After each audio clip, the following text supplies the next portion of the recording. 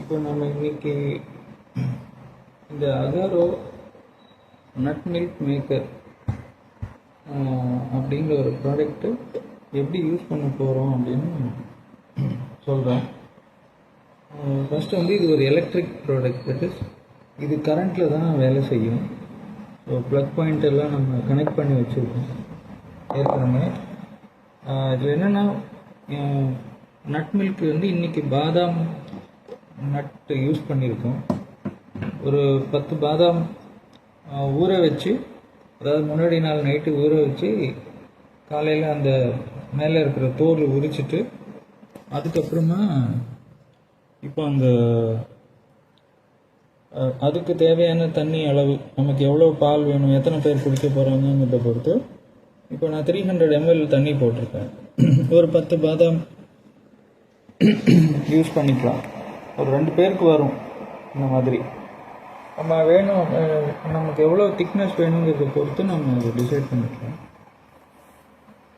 பாதாம் போட்டுட்டு அதுக்கப்புறம் கடைசி ஸ்டெப்பில் தான் நம்ம அதை கனெக்ட் பண்ணணும். இப்போ இந்த நட் மில்க் மேக்கரில் வந்து மேலே ஒரு லிட்டு இருக்குது.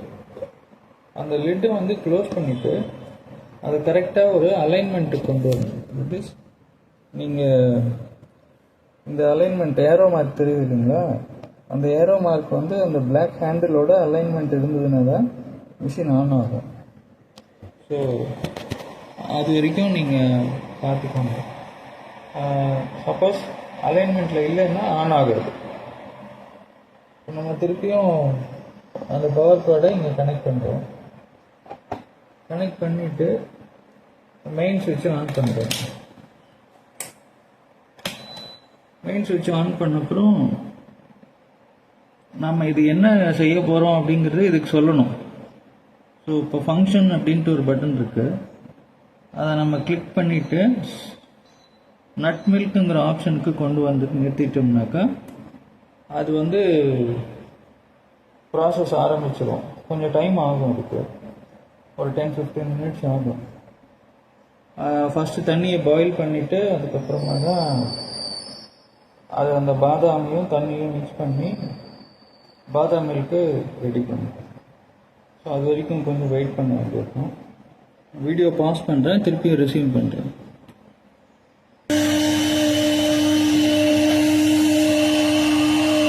இப்போது கொஞ்ச நேரம் வெயிட் பண்ணதில் அது உள்ளே இருக்கிற சோயாபீன் அளவு, தண்ணி அளவுலாம் பார்த்துட்டு ப்ராசஸ் ஆரம்பிச்சிருக்கு. மினிமல் சவுண்டு தான் வரும். ஸோ இப்போ கொஞ்சமாக சவுண்டு கேட்டுது பார்த்தீங்களா, அரைக்கிற சவுண்டு அந்த அளவுக்கு தான் வரும். மிக்சி அளவுக்குலாம் வராது. சவுண்டு 10 மினிட்ஸ்ன்னு காட்டுது. ஸோ 10 மினிட்ஸில் பாதாம் பால் வந்து ரெடி ஆகிடும்.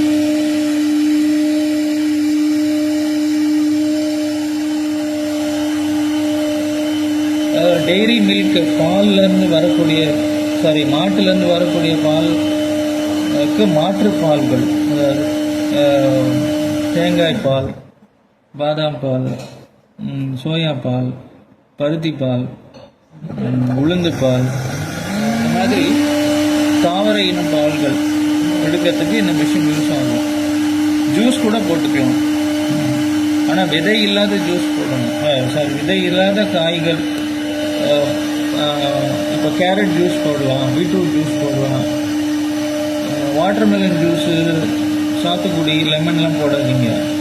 ஏன்னா விதையோடு சேர்த்து அரைச்சிடும். ஜூஸில் எப்போதுமே விதை இருக்கக்கூடாது, தோலும் இருக்கக்கூடாது. அதே மாதிரி இதுலேயும் மில்க் நட்ஸ்லேயுமே, நட்ஸோ சீரியல்ஸோ எது யூஸ் பண்ணுறதா இருந்தாலும் சோயாவை கூட முன்னாடி நாள் நைட்டு ஊற வச்சுட்டு தோல் நீக்கிட்டு தான் இதில் நம்ம யூஸ் பண்ணணும். மேக்ஸிமம் அலர்ஜிஸ் வர்றதுக்கு ரீசன் வந்து தோல் தான். ஸோ இப்போ ப்ராப்ளம் வந்து பொருளில் இல்லை, நம்ம யூஸ் பண்ணுற விதத்தில் தான் இருக்குது.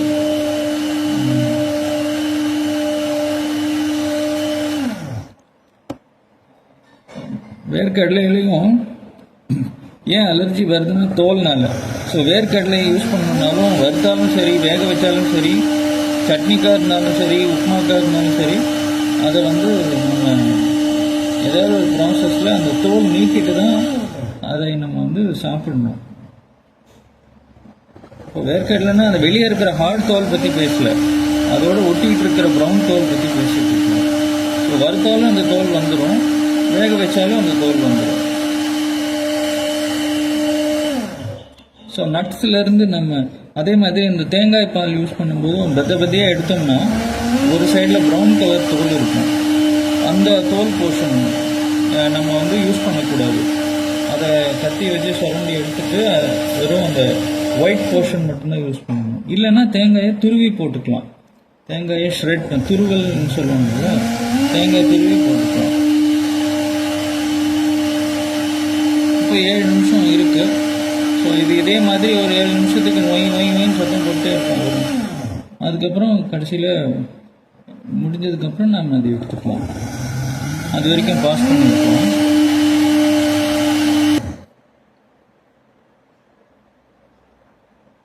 ஸோ நீங்கள் பார்த்தீங்கன்னா இன்னும் 2 மினிட்ஸ் இருக்குன்னு காமிக்குது.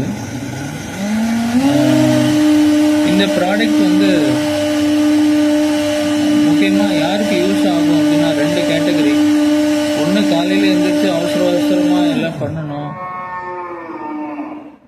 காஃபி போடணும், டிஃபன் செய்யணும், பசங்களுக்கு பேக் பண்ணணும், அந்த மாதிரி சிங்கிள் மாம், அதாவது வீட்டில் இருக்கிற ஒரே ஒரு ஆள் எல்லாம் செய்யணும்னா இதில் வந்து காஃபி கூட போடலாம்.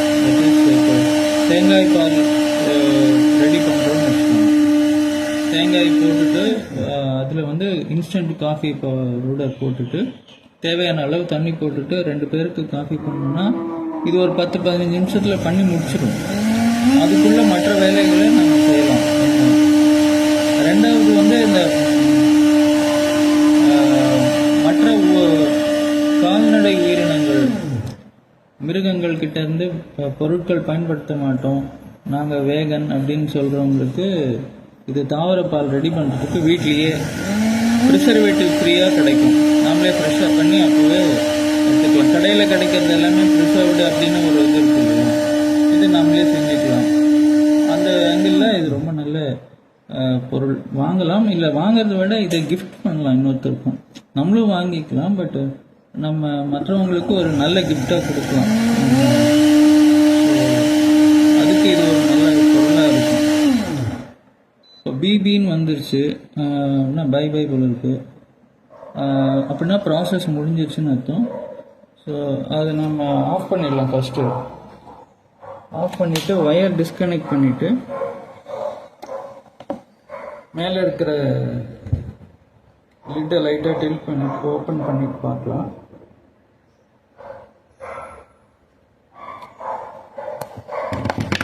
சரி, இங்கே பாருங்கள், நல்லா அழகாக பண்ணியிருக்கு. இப்போ இதை நம்ம வடிகட்டிடணும். ஸோ ஏன்னா அந்த சக்கை இருந்துச்சுன்னா கொஞ்சம் தான் வரும். யூஸ்வலாக தேங்காய் பாலில் தான் எடுக்கும்போது சக்கை அதிகமாக வரும், பாதாமில் அந்தளவுக்கு வராது. நட் மில்க்ஸ் பொறுத்த வரைக்கும் டெய்ரி, அதாவது மாட்டுப்பாலுக்கு முதல் ஆல்டர்னேட்டிவ் வந்து இதுதான், தேங்காய் பால் தான். செகண்டு தான் டேஸ்ட் வைஸும் சரி, நம்மளுடைய அக்செப்டன்ஸ் லெவலும் சரி, காஸ்ட் வைஸும் சரி. தேங்காய் பால் காஸ்ட் எஃபெக்டிவாக இருக்கும், பாதாம்லாம் காஸ்ட்லி தானே. ஸோ அதனால் இது செகண்ட் சாய்ஸ் தான். அதுக்கப்புறம் தான் சோயா பால் எல்லாம் வரும். பருத்தி பால் எல்லாமே கொஞ்சம் விதைகள்லாம் காஸ்ட்லி தான். அதனால் தேங்காய் பால் வந்து ஃபஸ்ட் ஆப்ஷனாக வச்சுக்கலாம். தேங்காய் பாலை இதே ஸ்டைலில் ரெடி பண்ணலாம். எவ்வளோ தேங்காய் வேணுமோ அதை போட்டுட்டு அதுக்கேற்ற மாதிரி தண்ணி ஊற்றிக்கணும், எவ்வளோ திக்னஸ்ஸுங்கிறத பொறுத்து.